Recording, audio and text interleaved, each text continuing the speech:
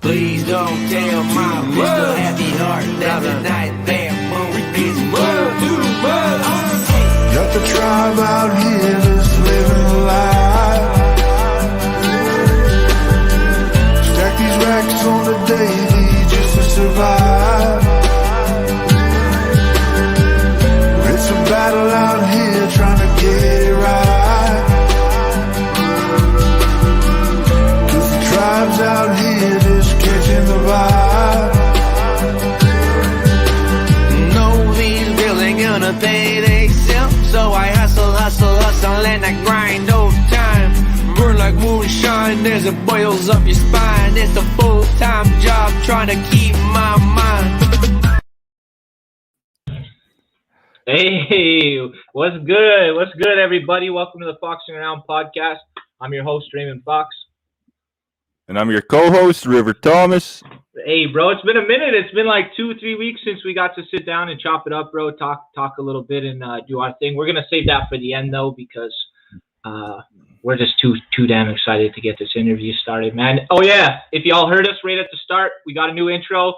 Shout out to the brothers, Joey Styles, Jason Chiquita. That's It's the Life off of Joey Styles' album 3 I Hit, man. You guys need to go check that out, man. That's some goat indigenous outlaw music right there, man. So much love to the brothers for blessing us with that song. Do us a quick favor too, if you can, man. Like, share, get this video out there. Let's make it happen. Let's get some viewers happening. Let's make it exciting, dude. I don't know how we did this one, bro. I shot a Hail Mary in the DMs. It got picked up, and thankfully, bro was just 100 about it and made sure to come through and do this for us, bro. I'm geeked. I can't say anymore, bro. I want you to jump in. Bro, that's from Curry Range too, bro. For real. From Curry Range. You were like Logo Ray there with that with that shot you shot, bro. Yeah, bro. I don't know how it happened, but thankfully it's happening right now, man. Been a huge fan of this guy. Been a huge fan of everything that he's doing, bro. Everything he's done. Me and River grew up. We were just talking about it in the pre-show, bro. We grew up Friday nights. It was 11 p.m., I believe, on Showtime, bro. And we would sit there and watch the 2 Trailer Park Boys episodes that would go on, bro, like clockwork, man. Young kids sitting at the house, usually be visiting each other, watching that shit. And it was tight, bro. It was tight. And yeah, I don't know much more to say, man. I'm kind of fanboying out. Let's get to it, man. I'd like to introduce to you guys, everybody, Mr. Jonathan Torrens. Brap, you. What's cracking, y'all? You know, this is the crazy thing for me. We did the first season of Trailer Park Boys 20 years ago. How old are you guys? Damn, bro. We're 25. 26. I'm 25, yeah. Right. So when you guys were just out of diapers, that's when we did the first season of the show. And what you have to understand is, at first we thought maybe people in Nova Scotia will find it fun.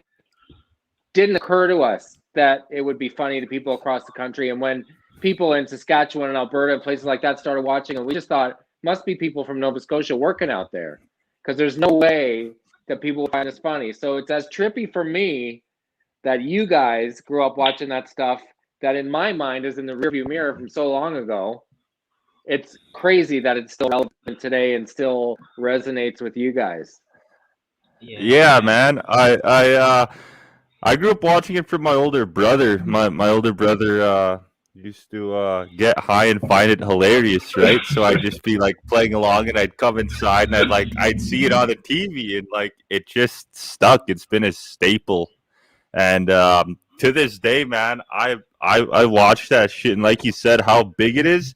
There's actually like a lot of groups on Facebook. I'm not too sure if you know. There's a group called J-Rock's Party Bus with like 30K members in it that I'm a part of. It's just a bunch of like meme pages and shit posting too, man. So, and like those guys, they're from like New Zealand, the UK, the US. So it's crazy how much of an impact you guys made with that show. Well, Netflix changed everything, because when it started, as you mentioned, it was on Showcase, and that was a network that no one had ever heard of. And the show looked like garbage, as it should. It was a mockumentary. And it was easier back then because the cameras weren't as good as they are now. But now, if you're trying to make Trailer Park Boys, trying to make it look bad would actually require like graphics and editing and stuff. So the first 2 seasons, we brought costumes from home. We were sitting around on Coleman coolers between takes, just a group of friends trying to make each other laugh. It felt like, obviously, we were having fun doing it, but never imagined it would travel as far as it did. And those were the early days when we didn't even really know what kind of lightning and bottle we had, you know? Right, no doubt, man. I want to take it back a little further too, because before Trailer Park Boys, man, this is old head stuff. Like I barely know about this, but from the older cousins, the older brothers, bro, Jonah Vision, man, what was that like? And like, I know you had some cool guests. You must have like really came into your own on that show, man. Like, what was that whole experience like for you? I did that, and before that show, was a show called Street Sense, which was a show about money for teenagers on CBC. Like, it sounds really dry, but the challenge of making a show like that was to come up with comedy sketches and try to find a way to make it funny and entertaining. Same with Jonavision. And what you guys wouldn't relate to is these shows were before the internet.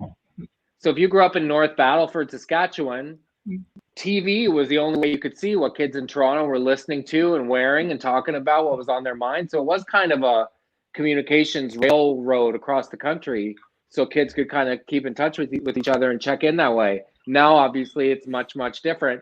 But Ray, I was telling you earlier today, Ray, that when I started on Street Sense, we used to get viewer mail. People would write snail mail and mail it in.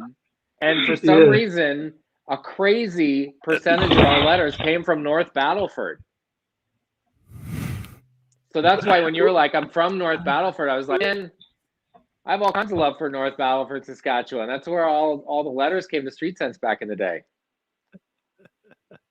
That's crazy. Yeah, that's crazy to think about that. Like, you know, an obscure place like North Battleford, Saskatchewan, bro. It's just mind blowing to me. That was cool that you told me that, and all the. Sorry, my mic just fell off. But yeah, telling me like how you knew North Battleford and where we came from, man. That's crazy. I did a little research just because sometimes I'm a little bit of a nerd. Bro, tell us the story about why J-Rock had a cane in the first whole season, man. What happened to you? Yeah, it was crazy. What was going on there, and like how did that come all about? I've been telling this story quite a bit lately because I've been doing Zooms with schools here in Nova Scotia since we went back into lockdown. I don't know what it's like where you guys are, but things have kind of escalated here again. It's not that fun. So it's a great story, but it's actually a really formative one in my life. It was a big life lesson. Clattenburg and I worked together at Street Sense. He's the guy who created Trailer Park Boys. We both went to high school with a lot of guys that talked like J-Rock. Real good senses of humor, really funny guys. Almost like the way rap itself was born, right? Guys making fun of each other's mamas on the street corner when they didn't have much money, but they just had time on their hands. That kind of sense of humor. So we talked like that when we were working at CBC on Street Sense. And he said he was going to be making this show. It was I think it was the year 2000. And we were going to start shooting in June. He was like, man, you should play that character on the show. So I went out for some drinks with the guys who play Ricky and Julian, Rob and JP. And at the end of the night, we were getting French fries in Halifax, which is a tradition here. And Julian, John Paul, said, pass the ketchup, J-Rock. And that's where the name came from. So the show's going to start shooting in June.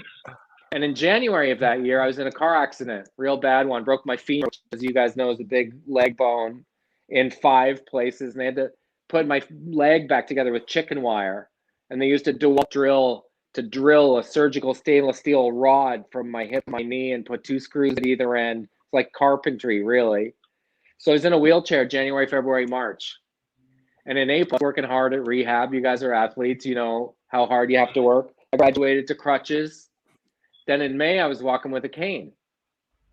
And as the date to start this show grew closer, I was like, man, I don't know how I could play the character, because in every scene, I'm going to have to be sitting in a chair or kind of propped up against a car. Or like, how do you act like that? So I called Clattenburg. I was a little nervous about it. And I was like, man, I don't know if I can do the show. I'm walking with a cane. And he's like, it's all right.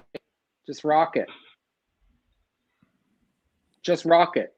What a great way to approach life. And that was the specific example in the case of Trailer Park Boys. J-Rock, so J-Rock had a cane in the first season and was never mentioned, or he didn't have it in the second season. No one made fun of him for it, which is one of the things I love about the show. No one ever made fun of Randy Leahy because of their relationship. No one made fun of Bubbles because of his big glasses. But the takeaway for me in that is sometimes the thing that we think in life makes us lesser than or not worthy is actually our superpower. So that cane, the thing that I was a little kind of sheepish about and wasn't sure about, it ended up being this really cool thing, and this kind of added kind of pimp cane character trait. And imagine now, looking back and knowing what that show went on to do, imagine if I'd said no because I was like, I'm a little self-conscious about the cane. That would have changed the course of history. So that's why I've been encouraging people, man, whatever your cane is, if it's real or perceived or physical or emotional or mental, just rock it, especially now, because other people with the same cane will be like, yo, there's my people. Yeah, bro. Damn, hell yeah. That's a great way to look at things and to kind of like self-reflect from where you were at that point. I know that must have been hard. I'm wondering, like, how much did you like have like creative control over J-Rock, or like how much like input did you have? Was there anything that like you were extra proud of, or like that you had thought of that might have been like, you know, over the top dumb that like got put into the show, or anything that you can remember? Yeah, I mean, there were a lot of things that I worked as a writer on the show for probably 5 or 6 seasons total, and directed a bunch of episodes. And the last couple of seasons I was there. I remember the writers' retreat where we were working on the Christmas special, and we realized, wouldn't it be funny if Ricky thought God and Santa Claus were the same person? And for some reason, in one anecdote, that is so dumb, it's genius. And Ricky thinking Santa Claus or God just gets dressed up as Santa Claus once a year is like, it blew our minds. That's so dumb in the best possible way. So that was kind of in a general sense something that really stands out in my mind. But in a specific sense for me, with the exception of It Could Happen to You because it happened to me, I wrote all the other raps. So Microphone Assassin, I wrote. Trailer Park Life, I wrote. Clappy Turd Cutter, I wrote. And I sampled a Tragically Hip song by Century and wrote a song called 2108. That where J-Rock was like, it's not my fault I'm not doing well. It's that I'm 100 years ahead of my time. It's everyone else's fault. That's all I have to do is chill for 100 years and sit back and drink some liquor and wait. Like, that's also really dumb. Right, bro. That's hilarious. Okay, so obviously, you know, my name being Ray, and like when Leahy walks out and he's got like the wig on, bro, that's got to be like the funny. Man, my boy Cole Friday, he was in the comments. Yeah, bro, he still hits me with that to this day, bro. So I got to know the story behind, like, how did that come about? Like, who's Ray? Like, what was the story?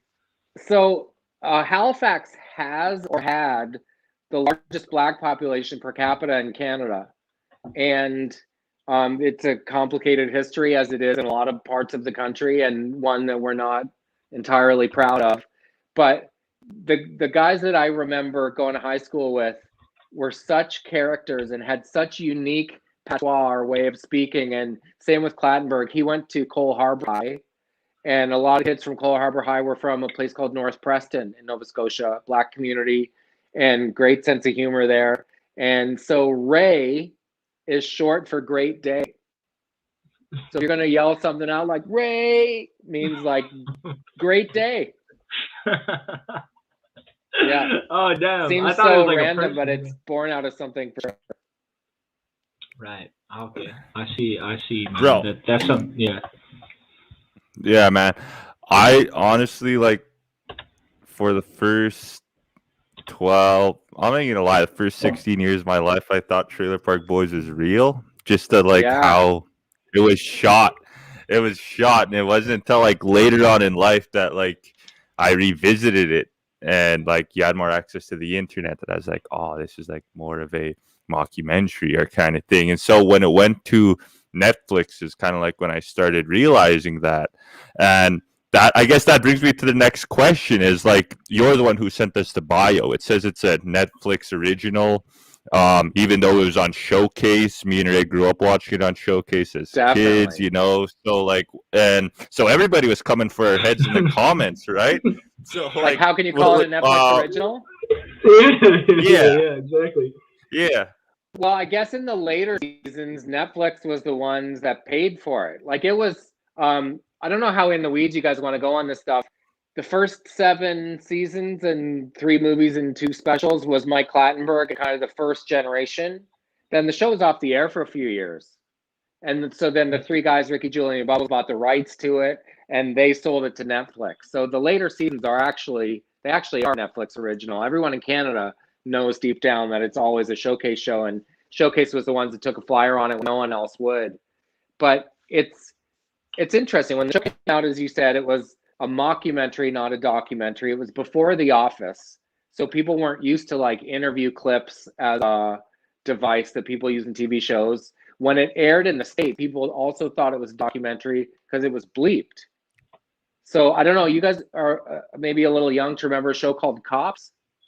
Do you know that reference, or have you ever seen Cops? It was like one of the first reality shows ever, where in fact there was a deal. Nice one, Layla. Can I get the half-eaten cheeseburgers to go? You know what I'm saying? 2 for River, right quick. So Cops in the States, where there was a documentary crew following cops around, and they'd show up to pick up criminals, and the criminals knew if you sign the waiver and say you release your likeness to go on the show, then the show Cops will pay for your legal fees. So there was only one hook in being on Cops, and that is if you were wearing a t-shirt that said Nike or something, they couldn't clear the logos. So that's why when the cops rolled up with the video cameras, criminals all took their shirts off. That's why everyone was tarps off, because they're all wearing shirts with logos, and they knew cops wouldn't be able to pay their legal fees because it was before pixelation and all that. So anyway, in the early days, the show looked like garbage, and as I said, as it got better, it was harder to make it look like garbage, but more thought probably goes into the writing of that show and the direction of that show than you would assume. For example, since you guys seem to be kind of super fans of the show, for example, the setup is that it's a mockumentary crew or a documentary crew following these guys around, right?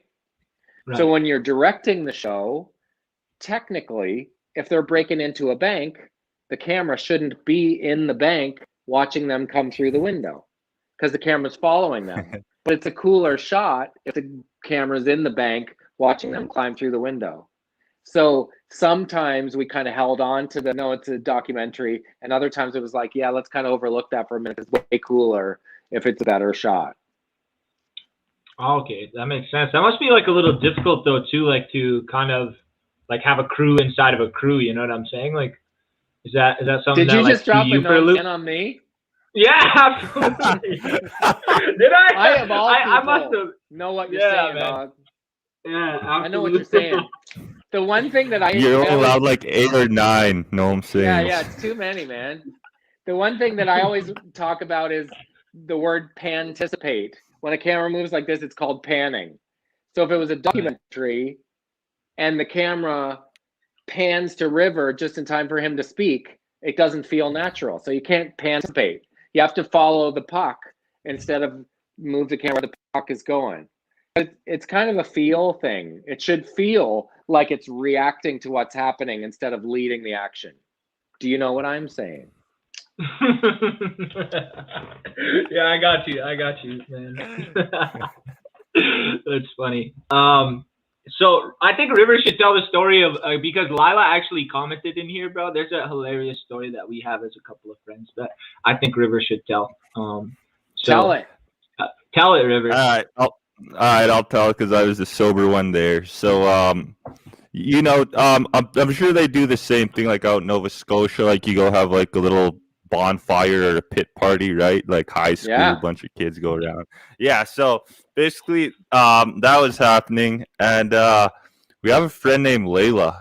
She got a little too drunk and a little too brave one night, right? And so she goes in she goes up to our friend Cole. Cole's like a 6'6", 350 pounds. He's like a big boy, right? And like she goes up to him, she slaps him in the stomach, and exactly what you said, she quoted it word for word. She was like, "Can I get 15 half-eaten cheeseburgers?" Oh my gosh! To go. What did he and say? For River, he just sat there and he laughed. And there, she was like,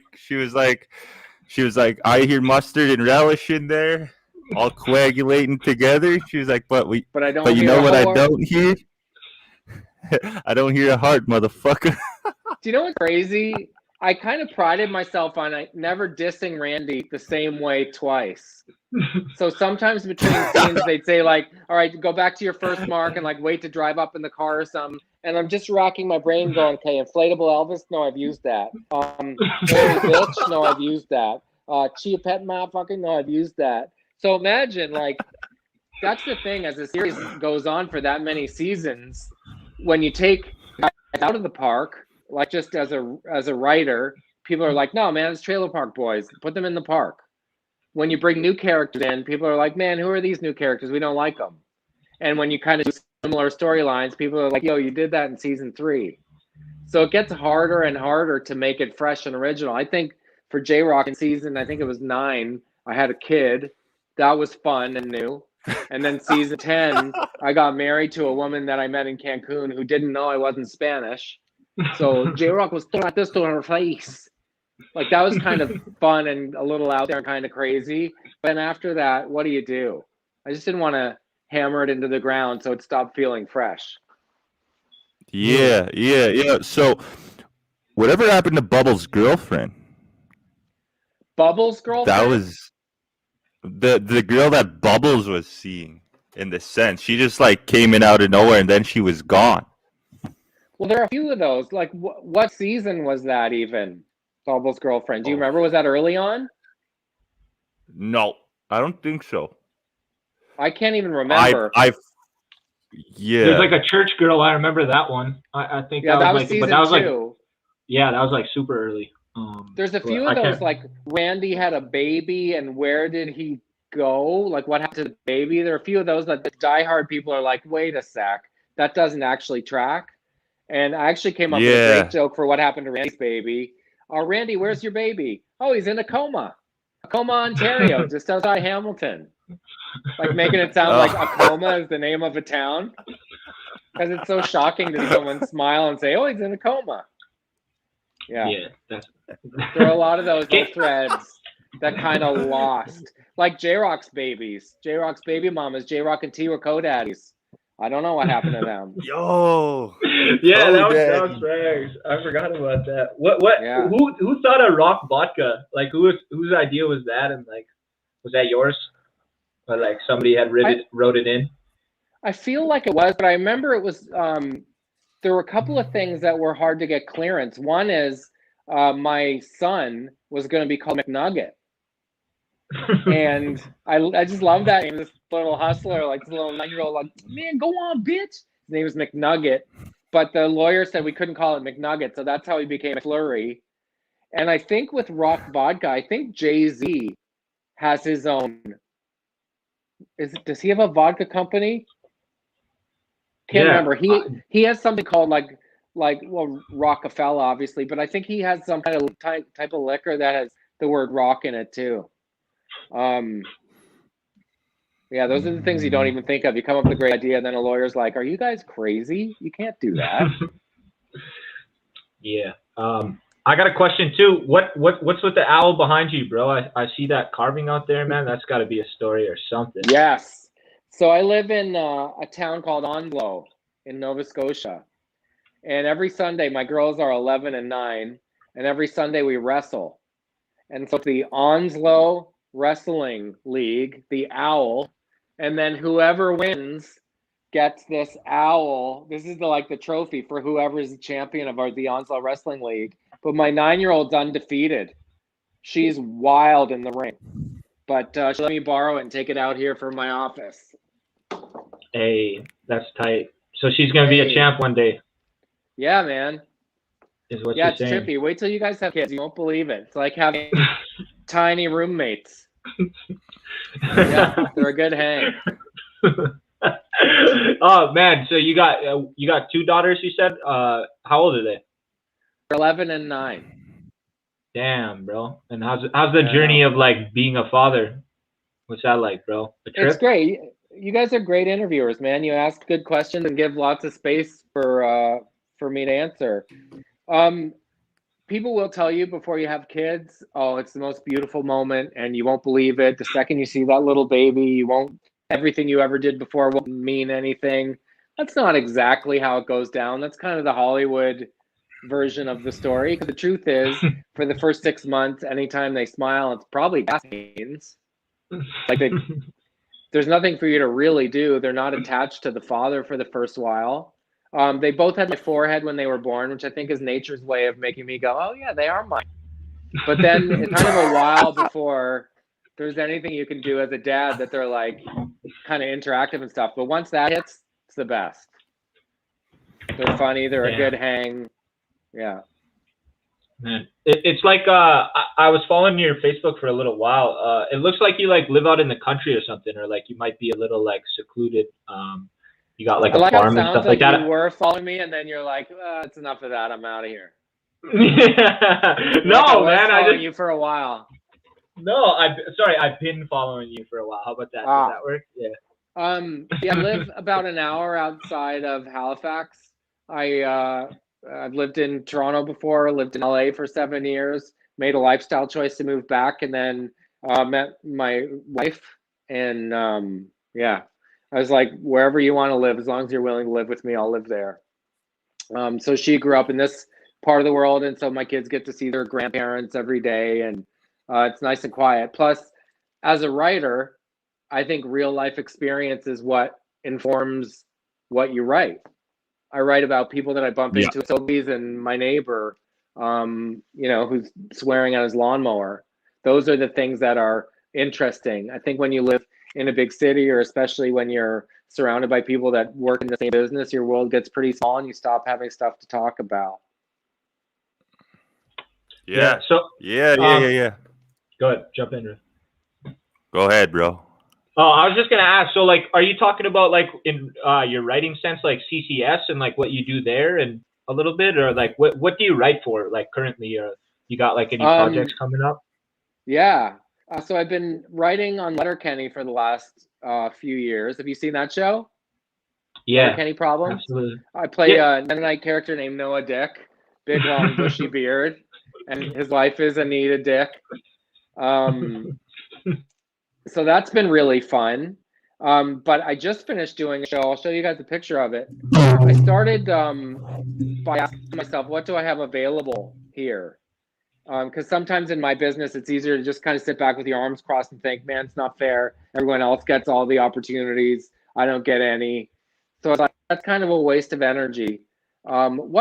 Instead of asking myself, what do I wish I had or what don't I have? I'm going to ask myself, what do I have?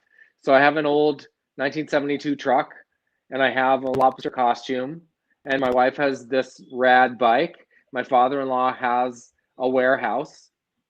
So I came up with a show called Volleys. It's about volunteer firefighters, and they're not very good at it. First thing that you see on the screen is it says, every day in North America, 1 million brave men and women dedicate their time to keep us safe from danger. This is not their story. So these volunteer firefighters are terrible. So I'm at the stage where I want to play characters that I haven't played before. So I'm playing Wade from the county.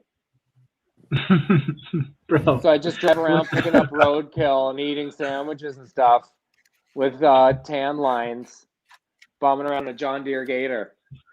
So that's kind of what motivates me these days is I want to sleep in my own bed as often as possible. I don't want to travel. I have 3 criteria I use to pick jobs. Fun, money, challenge. It has to have 2 of those. If it's a fun challenge and the money's no good, I'm fine with that because those are often the coolest parts or kind of low budget indie films or something that has a lot of swag to it, you know? Hell yeah. Have you like, so when Netflix kind of like popped off with Trailer Park Boys and everything like happened, it like for me personally, like it still felt kind of real, but it was like if you watched from Showtime from the time we were like little kids up till the time that you guys kind of like got to Netflix, it's just different. You know what I'm saying? And it had to be a little bit different because everything evolves and everything moves forward. Was it like tough for you to transition into Netflix? And was it like maybe something why you felt like you wanted to step away or like, you know, do something different? It's a great question. Mike Clattenburg, I think, a lot has been written about why people like this show and why it resonates with people and why it's lasted so long. I think it's a few things. One is I think everyone knows Ricky, Julian, and Bubbles. Everyone knows those guys in their community. Second thing is, as I mentioned, no one makes fun of anyone on the show for any perceived different thing about them in society. And if an external force threatens the fam, they band together. Even Ricky and Lady band together if there was an external threat. And it's almost like that sibling thing where someone makes fun of your brother and you're like, hey, don't make fun of my brother. I make fun of my brother. So it's kind of that family code. And I think that's relatable to a lot of people. And I also think that if you're watching Trailer Park Boys and you're going through a hard time, probably makes you feel a little better about your own lot of life, because Ricky's feeling sorry for himself.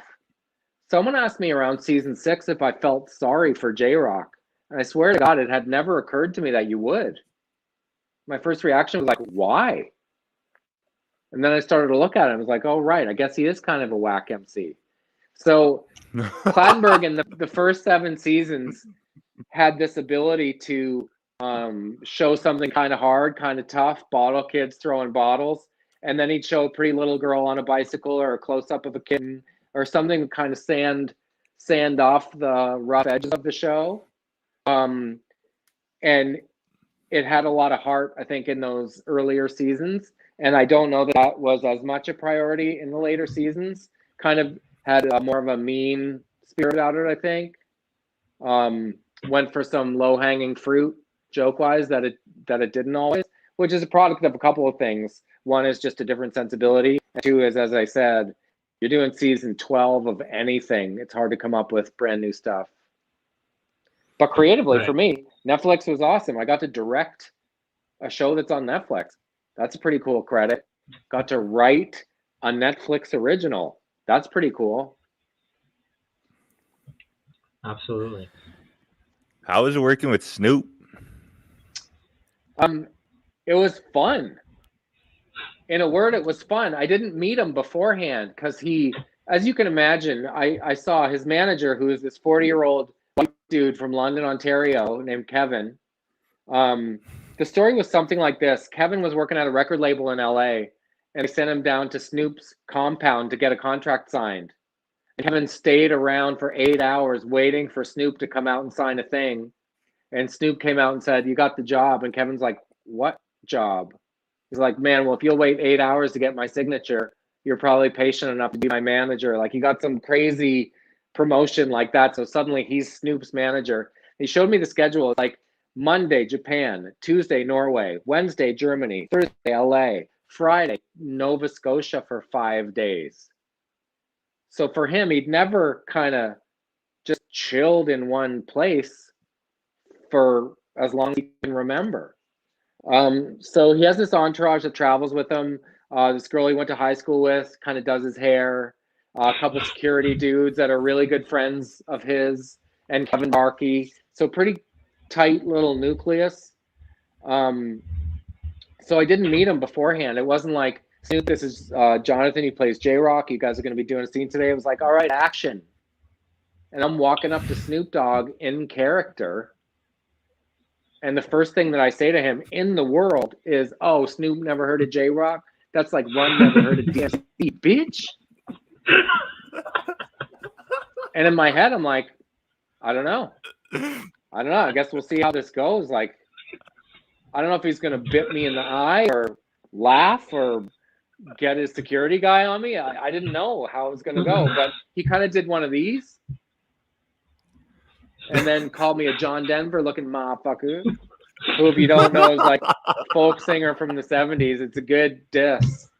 And from that moment on, it was like, man, he's just another dude. And that's been my experience with a lot of people of that kind of profile. They're no different than us in many ways. The only difference is they don't have much life experience to talk about because everything they do is so insular. Like, Snoop can't go for a walk. Snoop can't go to the grocery store. That would suck.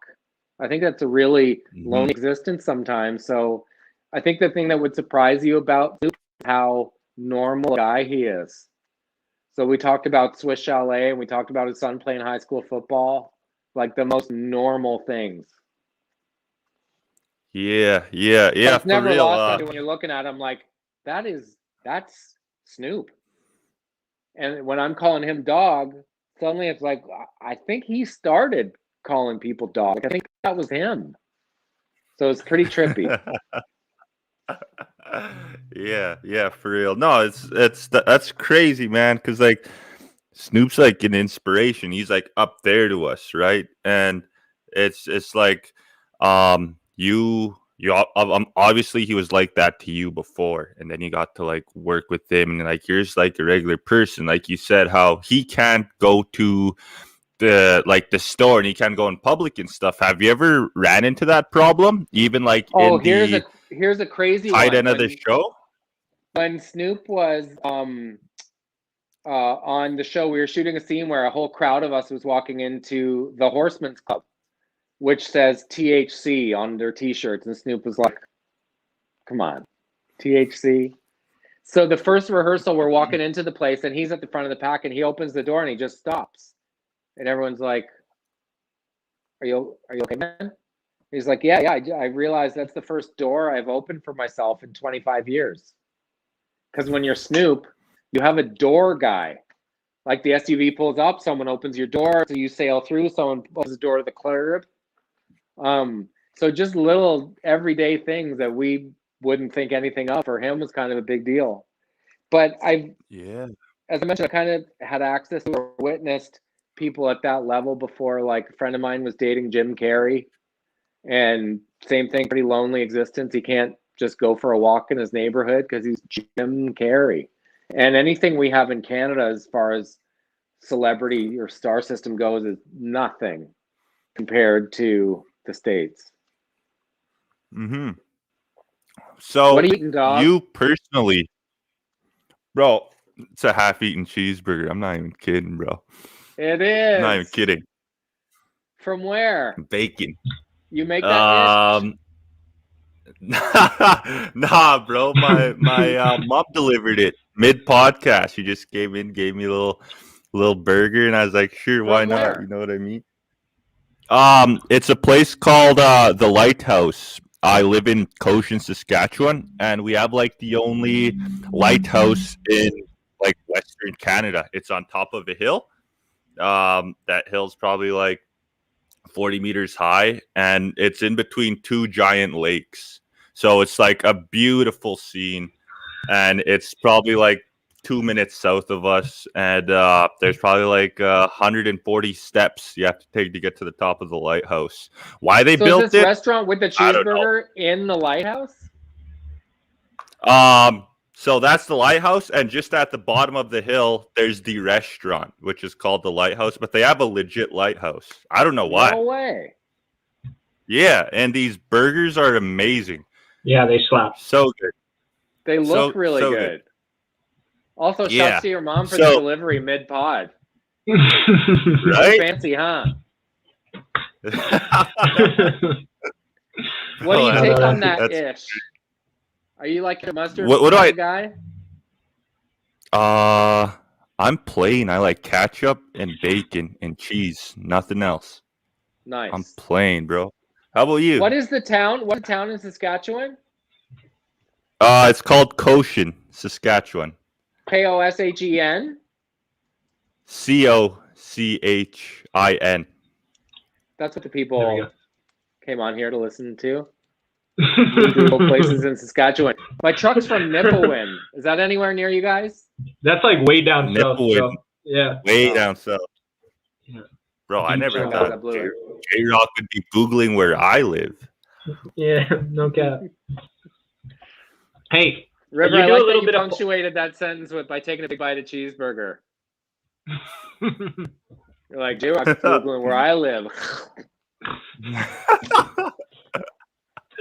By the way, all that cheeseburger stuff, that's vintage Mike Humberg.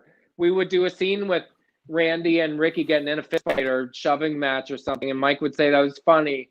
Let's do it again, but give Randy a bag of sour cream chips, and Ricky, you try to get it from him the whole time.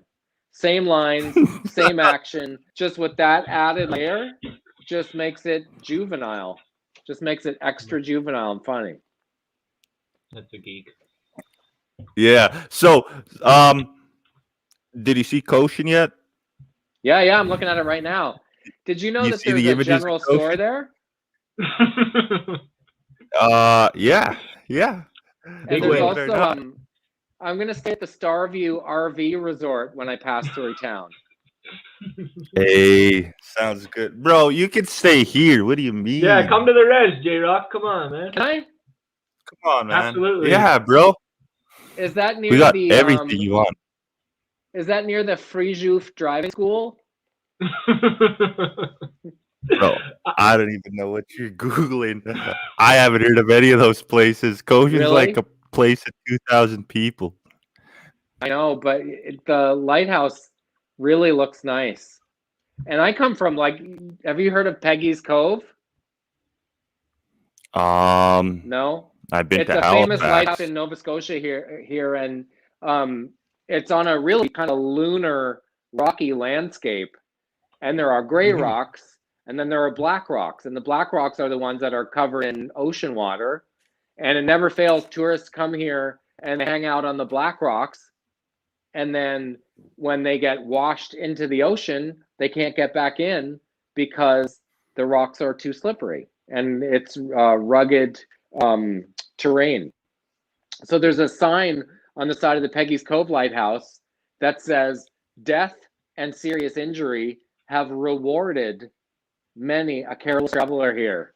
And I remember the first time I saw it as a kid thinking rewarded is such a weird choice of words to put on that sign. Death has rewarded people. Trippy. Anyway, if you're looking for a sign for the Koshin Lighthouse, there you go. You can steal the rewarded one. Yeah, there's we already have enough graffiti there, but Yeah, we no are cap. looking for a new town for sure. So, before I went on about that whole tangent about the cheeseburger thing, I was asking, like, have you personally ever had to deal with any of that, like, star-studded fame, or like getting like stopped at places, especially in the peak of the show, like as J-Rock or as any other character for anything? Would people, I guess, just like want to stop you, want to take pictures, or like stop you from going for a peaceful walk or dinner, movie?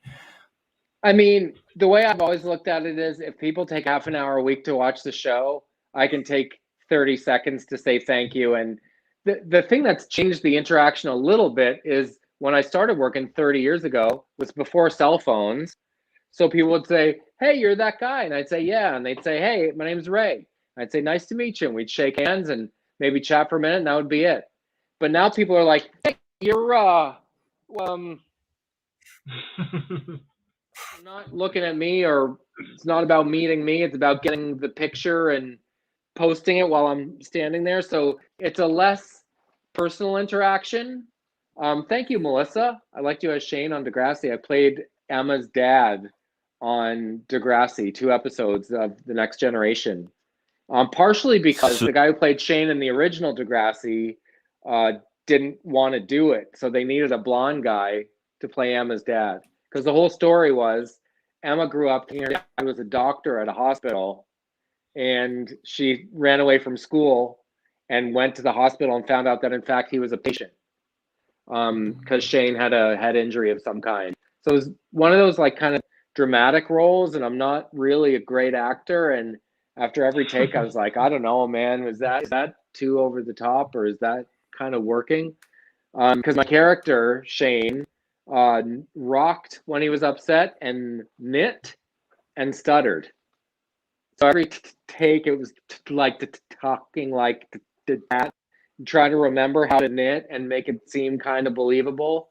So that's nice of you to say. Thank you. Cool. Where did we get to? So you podcast too, right? What is your podcast about, like, generally? Well, I'll tell you what it doesn't have, what you guys have, which is a platform I've never heard of. StreamYard and countdowns and graphics and opening title sequences and high-end mics. I have this, and I have something called iRig, and I record like this. and the guy that I do the podcast with, he records like this, and then we both send our files to our buddy Tim, who's the drummer in the band Arkells, and he puts it together and fires it on the internet. So it's called Taggart and Torrens. Jeremy Taggart was the drummer in Our Lady Peace for 20 years. And yeah, we made up a word, Canadianity. And it's kind of like nostalgic and remembering, you know, things from our childhood and playing dumb games. And yeah, the thing I like about the podcasting format is it's kind of warts and all. I was trying to produce it because that's my background when we started. Like, okay, segment 1 is a top 5. Segment 2 is a guest. Segment 3 is going to be a spontaneous game. And it's like, you know what? It doesn't need that. Just talk. And then it is what it is. And in this LOL emoji universe, there aren't that many places to just talk. So I like that about it. Yeah. That's very relatable for us too, because even like sometimes we don't know where to go with conversation, and I'm sure you feel the same way, I guess, in your podcast, because it's like before this, me and Ray were like, we'd usually have like a little backup of something, right? We'd follow like a little structure or something, but we're like, whatever, we're just gonna wing it, and we're just gonna talk. And it's not always like you could tell it's not produced, is basically what I want to say. And that I know, but there's that's a lot of because there's a lot of odds. If you try stuff that doesn't work, it just makes the moments do work that much more genuine and that much more of a reward for people listening to it, right? If everything was a home run, it would seem too slick and it would lose some of its authenticness. So sometimes we do things like improvise characters or something, and it's like, man, should we cut that out? Like, that was awful. But the fact that it was so awful might actually lead us to something that's twice as funny, or we start laughing at how bad it is, and that becomes the thing in and of itself. Right. Yeah. It doesn't need to be slick. Right. Like, where I just on want to say, the job can you eat a cheeseburger during? Absolutely. I just want to say too that you have something that we don't have, and that's like 4 million downloads, bro. 4.5 million to be exact, man. So I know you're doing a lot of. Yeah, we'll get there slowly. But damn, that's crazy. That's a crazy number to think about, how many times people want to listen to you. You know what I'm saying? Well, the thing that really means a lot is people will say things like, I just had a baby and I go for a walk for an hour a day with the dog and I listen to you guys. It's my little break. Or I just finished cancer treatment and I laugh at you guys and it's the first time I've laughed in 2 years. Like, people really do develop connections to you and they'll want to know what you're up to every week. So when I stopped trying to make it slick and started being honest about stuff that was going on in my life and stuff that was hard, and loss of parents, loss of pets, and parenting challenges and all that real stuff, that's the stuff that people were like, yeah, that's what I'm here for. Lots of places to get jokes or Joe Rogan, but yeah, being yourself, people dig that. Cool. Have you found that it's more, I guess, easier to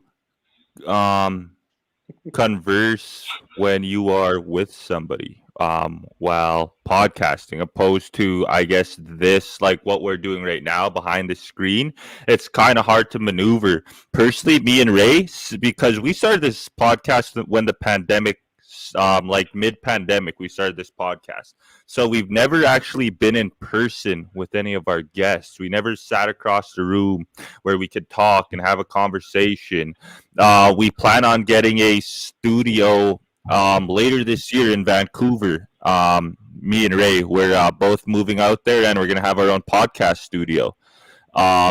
And so the reason why we chose that is just because, you know, it's a hub city. A lot of people will be coming in and out of there. And yeah, it's a very nice central location, and we can just pull random people off the street because, like me and Ray said, we believe that everybody has a story. You can get a story from any type of person regardless, and you can, either way, you'll learn from it, whether you learn to be just like that person or you learn that you don't want to do what that person has done. And so, yeah, that I guess kind of what I'm asking is like, how is there a difference between what we're doing and what you've been doing? It's funny. We started just doing an audio podcast, and I found the thing that's very different is, like in this environment right here, we can give each other nonverbal cues. So when I'm finished speaking, I can look at you, and you're like, "Oh, I guess it's my turn to talk." I found that when we're just doing audio, Jeremy and I, and we're not looking at each other, it makes you listen more because you don't have any of those nonverbal signals to know when to kind of pick up the verbal baton. So that's kind of been a really interesting exercise, especially when you're doing improv together. You really have to listen to each other. We started to do a video podcast for a while, and I found I put more energy into doing this, like appearing engaged, and less time thinking about, well, what am I going to say next, or what would be funny here? So I found the video podcast harder because I was trying to do too many things at once. But doing the audio podcast, I can actually be looking up, oh, what's the name of that lighthouse in Cochin while he's talking, so that when I'm ready to go, I can just jump right into that. Yeah. So I kind of like just doing the audio one. Okay. And you do that in the same room together, right? We don't. Or... He's in Toronto and I'm here. No. Yeah, so Is it back to your wow? point, no, it's not, but it's not edited either. It's literally like, hey, JR, how you doing? Good. How are you? You ready to roll? Yup. 3, 2, recording. Talk for an hour. Good chatting, bud. Bye. So the phone call is an hour and 1 minute, and the podcast is an hour. But to your point, we have a few times we've done it where we're in the same room, and it's kind of weird because no one knows where to look. Like, I'm not used to looking at him. It's kind of too intimate or something. It freaks me out a little bit.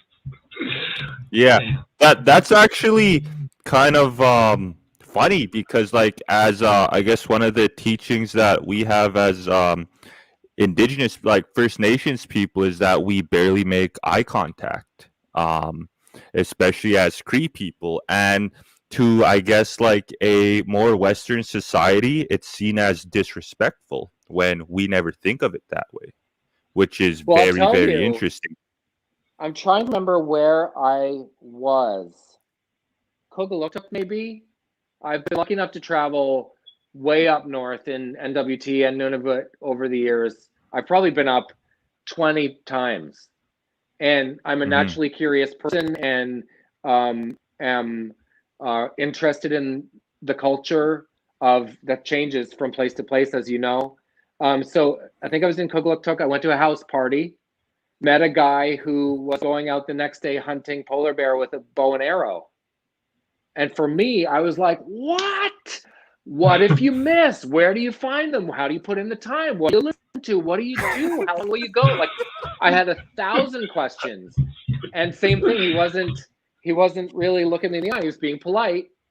And he was like, yeah, kind of sort of answering my questions. And someone finally pulled me aside and was like, in our culture, just so you know, it's kind of, you don't disrespect the animal by talking about the hunt before you go. It's kind of seen as in poor form. So completely rookie, naive mistake on my part, but born out of genuine sincerity and just one of those little things I never ever would have known.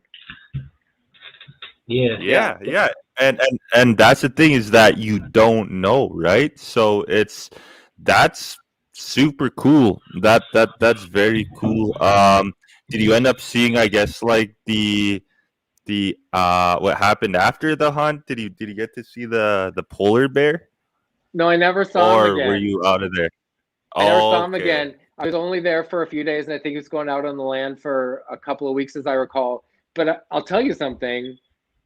The cool aspect of this is once you earn eye contact, then it's extra special, right? Because you know that culturally, that's not just something you throw around, and especially in places where you're used to a transient population, or you're used to people dropping in for a few days, or people coming up to try to fix things, and they're only there for a month and then they leave.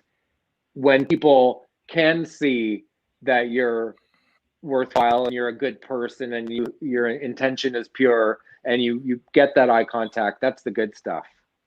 And that's why, like I say, I've been lucky enough to go back many times over the years, and that's an honor.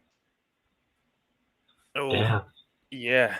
Damn. So you went to the res, is what you're saying? Oh yeah, whole bunch of Damn, different bro. ones too. Yeah. Yeah. I should send you guys. There's a funny picture on the cover of the Yellowknifer, and at the top it says "sex offender arrested," and then right underneath there's a picture of me as J-Rock going like this, and there's a tiny headline underneath it that's like J-Rock came to town.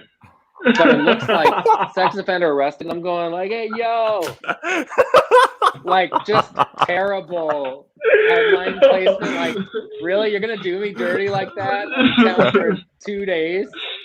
Yeah, it's not a good look. Yeah, that's not good at all. Yeah. So what's the what do we have in what does your future have in store, I guess, in terms of yourself as a person and in terms of like maybe even Trailer Park Boys or anything? What's next for you? I have a company called Canadian Content Studios, CCS. We've been making stuff that makes a difference, hopefully, that feels good, trying to use the little platform I have to help amplify some voices that haven't had as much real estate as they should. So we're doing 10 episodes of a show for CBC called Who Do You Think I Am? And it's a talk show hosted by a teenager named Madison Tevlin. She has Down syndrome. But as she would say, that's the least interesting thing about me. So she doesn't like that people judge her based on the way she looks. And she was surprised to learn that other people feel that way too sometimes. So we've made 2 episodes so far. The first was with this guy, this jacked guy with tattoos and huge muscles and a tight t-shirt. And turns out he's a vegan. He loves animals. He loves pink. He doesn't drink. Like all the stereotypes you would have by looking at him, none of them are true. So he and Madison became really good buddies really fast. That's something I'm excited about. We're making a show. So that's a show about misconceptions, essentially.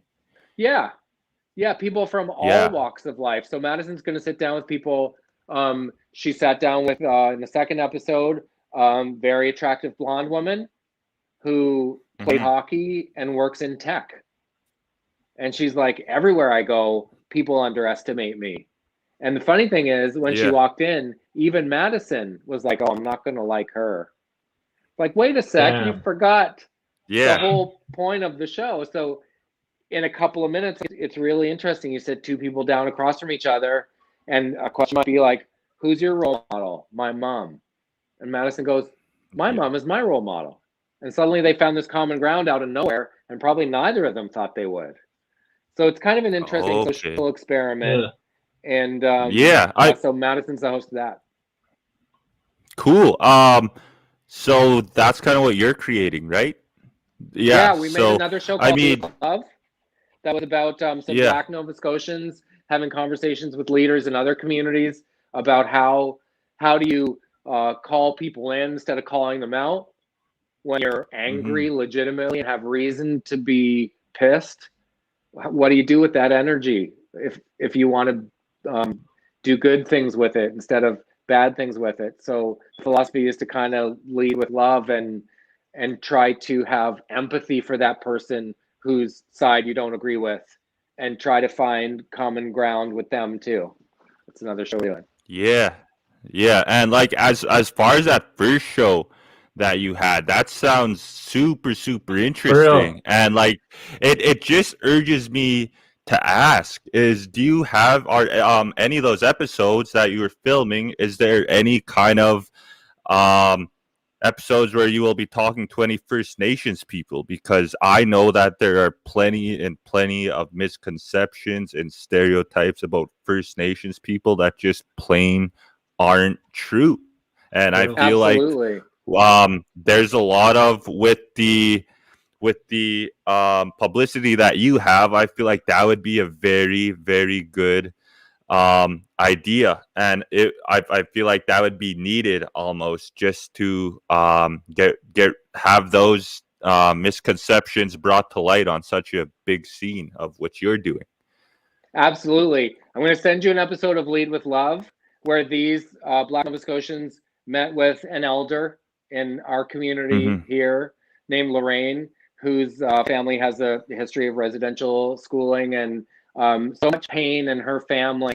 And this woman is a shining example of how to somehow find the bright side and bring passion and enthusiasm and warmth and grace and have all those beautiful things come out of something so ugly. And we definitely have in our 10 episodes of Who Do You Think I Am? First Nations guests. The show shoots in Toronto when COVID passes. But yeah, I'm well aware of those stereotypes. And that's why I've been so thankful to be able to travel extensively throughout Canada to see for myself firsthand how much beauty there is of all different types. Yeah, damn, Yes, J-Rock is woke, yo. That's dope. That's dope that you even acknowledged residential schools, especially from being out more east, I guess. Like as far as even just a couple years ago, that was like very swept under the rug, and like not a lot of people knew about it. It was because it's more of a Western thing. So yeah, I just want to say thank you for that. And yeah, man, that's so dope. Yeah, the history here is not. I don't know if it's because the population is much smaller, but the history here, residential school wise, isn't, as you say, as prominent as it is in the western part of Canada. I don't really know the reason for that, but I know they did exist here, and they existed in the Black community here as well. Yeah, there's a lot of pain, man. A lot of pain in our country's past, as you guys know better than most. Yeah, for but sure. yeah, just even being able to like speak on that, yeah, I think that's really important. So I just wanted to jump into really quickly and just commend you for doing that part for us, man. Oh wow, Yeah. it's allyship, literally man. the very least I can do. Yeah. But I was lucky enough to work with some Indigenous comedy writers on a show that was in development for CBC in the last couple of years. Another buddy of mine, Ryan McMahon, is a big, loud, comedic voice. You know him? We had Ryan on our here show. before. Yeah. Oh, yeah, did we had you? to bring Ryan on. Yeah. Yeah, he's the best. So I love that there are people in the arts community that are making some noise and shining a light where it's been dark for a long time. It feels like, and it's not my experience to comment on, obviously, but it feels like change is afoot. It feels like things are happening, right? Yeah, it definitely cool. Like, especially in the arts and the way that it's moving, you know, the social media times media in general. I think it's definitely getting out there a lot more and being visible for everybody, not just for us, because we know what's going on, right? And we have known what's going on, but to get it from a bigger scope, I think it's really important, and it is going that way. And me and River are always like super proud of anybody that wants to shine light on something or to start their own journey, right? And especially with podcasting, with, you know, any types of media, it's really important that me and River, you know, when we started, there were people that helped us along the way and you know, gave us a chance to interview them or gave us a chance to, you know, share our stuff or support us in that way. So to see it all come full circle, and now we're kind of in that position too, it's really dope, and we got a lot of love. Well, man, doing it. You were saying about your Hail Mary email to me at the start. I get a lot of requests to be on people's podcasts, and it was because you made a compelling case. You told me who you were and where you were from and what you guys were doing, and that really resonated with me, because I'm at the age and stage where I want to do things that are different, talk to people that have differing experiences. Otherwise, your life's just an echo chamber, and you just talk to like-minded people all the time. You don't learn anything, and you don't grow. So I appreciate you guys and the passion you're bringing. Yeah, exactly. And so what I'm getting from this is when we're moving to Vancouver, you're gonna come sit in the studio with us, and we're gonna have Yeah. a part 2. You're more than welcome to come for the part 2, where it won't just be all about Trailer Park Boys, because this is just scratching the surface. There's so much more deeper stuff that we can go into, that we can learn from you, that you can learn from us as two Indigenous youth too, right? So it's yeah. I just want to extend the invitation right now that, like, Absolutely. if Okay, whenever on you're in one Vancouver, condition. you want to come to the. All right. No eye contact. Okay. All Deal. right, That's my deal. only condition. All right, we All got right. you. All right, I'll look down at the floor and wear sunglasses just in case. Yeah, exactly. Perfect. Yeah, you know what we should do, since everyone kind of stuck around here? If you guys got a few quick fan questions, hit us up. I got the first one here. Check this out. This is definitely something I want to see too. I popped it up earlier. Can you do the Noam saying fly? I saw that from Joshua. That's Mike Clattenburg saying, just have some fun. By the way, one little piece of trailer park trivia. Randy's burps, when his butt gets slapped, those are all me, bruh. Really? That's me. Really? Yeah, that's me with a can of ginger ale and like 20 jumping jacks, and then just a sound guy with a boom, and I just rip some burps and they put them on Randy. That's something I'm super proud of. Okay, no, I'm saying like.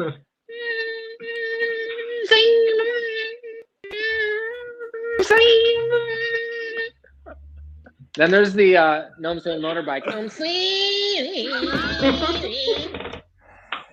How about the turntable? Turntable?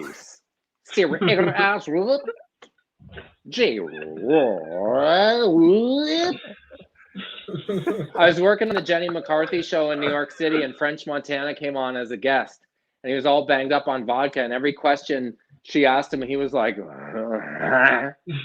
I was like, that's where came from. So I just gave it kind of a Canada Goose thing, like, how tight is that ass? French Montana, I have to thank for that noise. Do you have a favorite episode you acted in out of all the seasons? Thank you, Angel. Good question. Obviously, when I got caught getting changed, that was a big one. That, as an actor, you're like, I don't know, man. I don't know how this is gonna go. That was a good one. And also, speaking of culture, the episode where J-Rock discovers he's white. And in the same way that no one ever calls Bubbles a bad name, or no one ever calls Leahy and Randy a bad name, everyone in the park just accepts that J-Rock thinks he's black. He's not acting black. He thinks he is. And that's kind of a high concept notion, especially 20 years ago. But it's kind of an interesting thing to think about as far as culture goes. So J-Rock is confronted by people who say, man, what are you doing? You're not black. And he's like, yes, I am. That's pretty out there as a concept. But then his mom was like, well, you know, I did sleep with some black guys around the time you were born. And J-Rock's like, damn, okay. Okay. It's like that, so there's a chance. Yeah, So right. So you're saying there's a chance. Yeah. 1 in a million. Do you still keep in touch with any of the cast members from Trailer Park Boys? Like, not often, but not for any reason other than life. I live an hour outside the city. As I mentioned, everyone's busy with work, and yeah, for no real reason. Last time I saw everybody actually was at John Dunsworth's funeral, which was a real hard one for us. Obviously, Mr. Leahy was the heart and soul of the show. Didn't drink in real life. His whole thing is when people actually drink, they're not falling all over the place. They're trying to keep it together.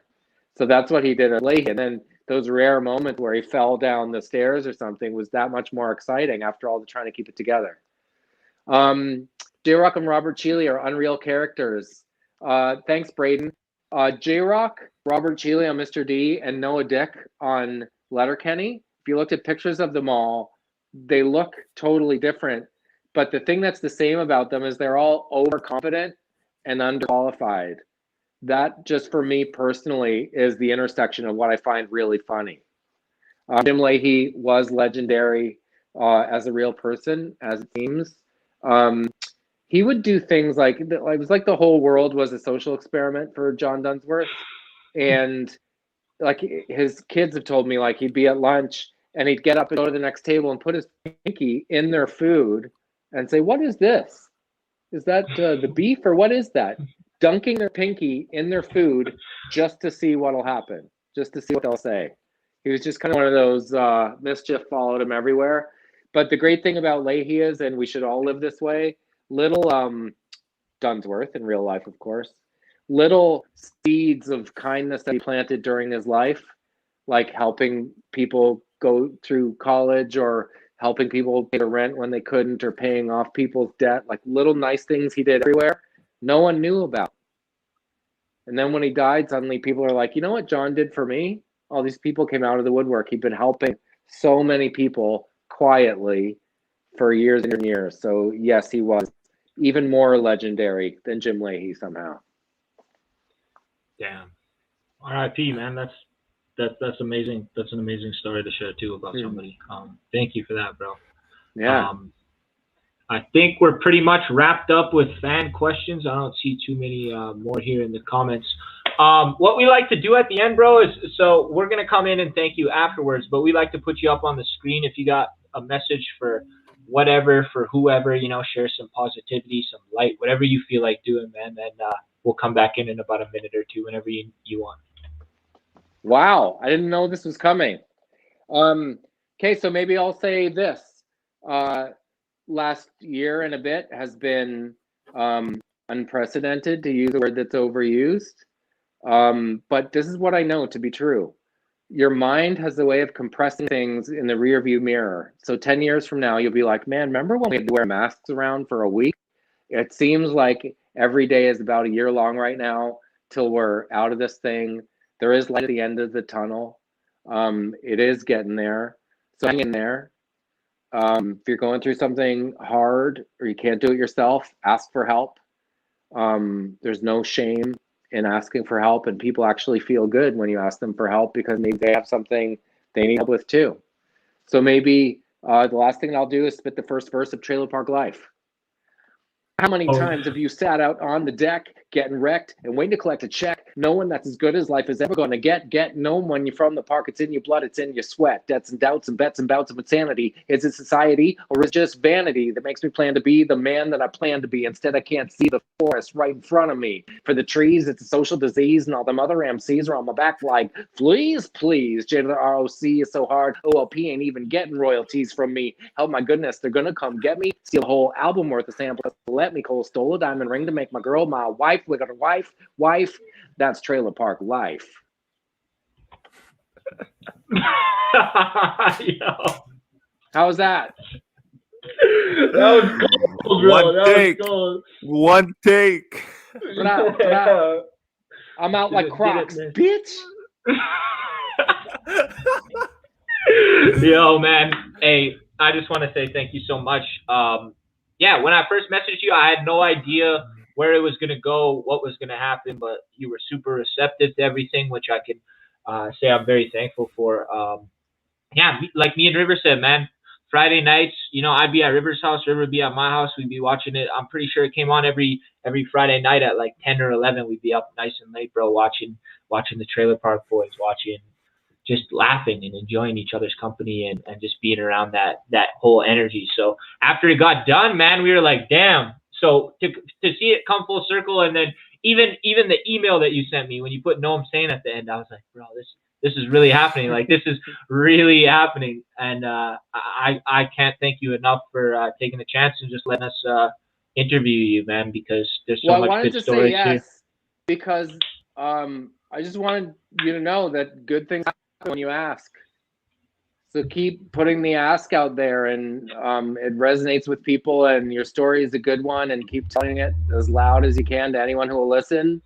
And yeah, I wanted to reward you for that, for putting yourself out there, because I know it's not easy. You know what I mean? Much love, man. Yes, sir. I know exactly what you mean. So yeah, once again, thank you so much for doing this with us. We would love to have you again once we get a studio. If you're ever in the Vancouver area, just shoot us a message, and we'll keep the eyes down and make sure to have a good conversation with you. I can't wait. I promise you that. See you on Hey. motherfuckers later, dog. I don't Yo, even wait, know how wait, to hack this yo, crazy platform. Hold on. One last question. Who do you got for playoffs, bro? NHL playoffs. Oilers. You got Oilers. Well, I'm an Oilers fan from way back, but I had to pick a bracket. Realistically, I don't think they're going to the final. So realistically, in the final, as a Nova Scotian, I thought it would be kind of cool if McKinnon and Crosby were in the Stanley Cup against each other. So I picked Colorado and Pittsburgh. And everyone else was like, well, what about Marchand? No, I'm not a Boston fan. Yeah, right. I'm an Oilers fan, but I think that's how it's going to go. Pittsburgh, Colorado. And Pens winning. Me And too. Pens Me in too. 6. Pens So in you 6. have Pens in 6?